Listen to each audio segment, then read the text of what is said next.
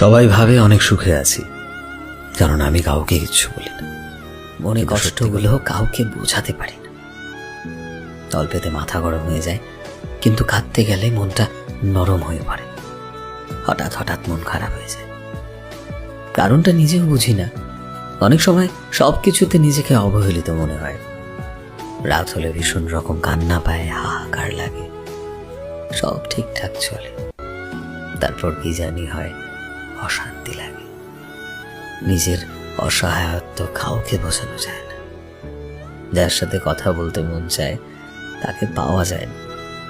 প্রিয় মানুষ থাকার পরেও ভেতরে শূন্যতা লাগে। আমার চারপাশের মানুষ আছে, সব তো আছে, কিন্তু আমার ভেতরে নীরবতা।